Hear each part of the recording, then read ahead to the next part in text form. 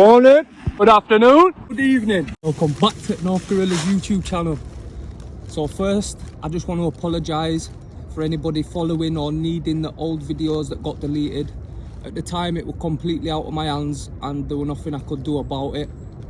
But moving forward, big up you all that are still here subscribed, and I will be building this channel back up and giving out some free guidance on all the topics throughout this season. So make sure you stay tuned. I've been writing a grow guide book for the past 2 years between life, and it's been a journey. So these videos will copy the basic fundamentals of guerrilla growing, but the book will go into depth on all those topics. So let's get cracking. The book's going to be a physical copy, something you can take to your spot, your allotment, have in your garden, etc.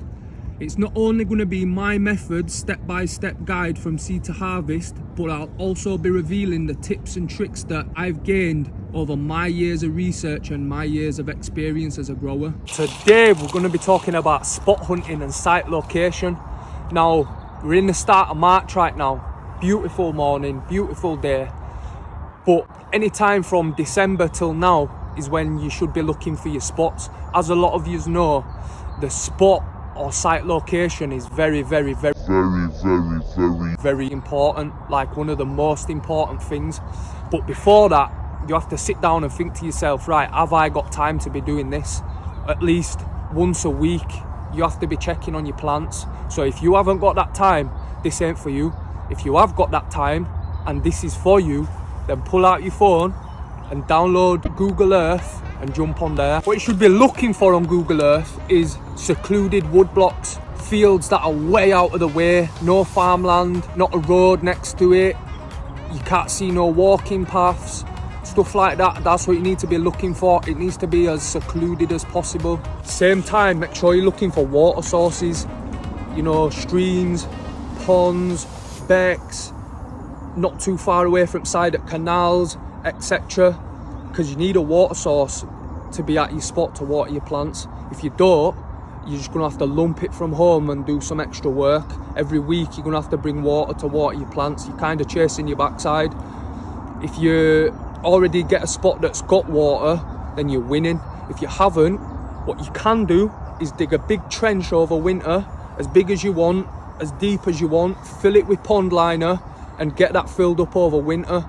You can also get flexible water butts where you can bring that down to your spot and get that filled up over winter, so then you're ready to go come springtime. You should be looking for places that are really hard to get into, places that you think no one's been there for years. Do you get what I'm saying? People have to not go there. Once you've found a potential spot through Google Earth, yeah, you can see a local water source, or you're thinking, yeah, I can get my water there, no problem, yeah, and you need to come check it out. First thing you want to be doing is getting some boots on. I've got trainers on obviously, but don't do what I do.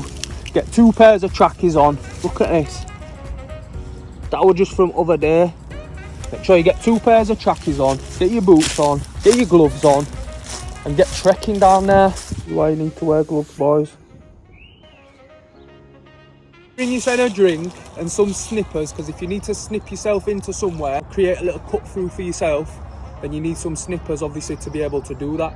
Make sure you come down before spring comes.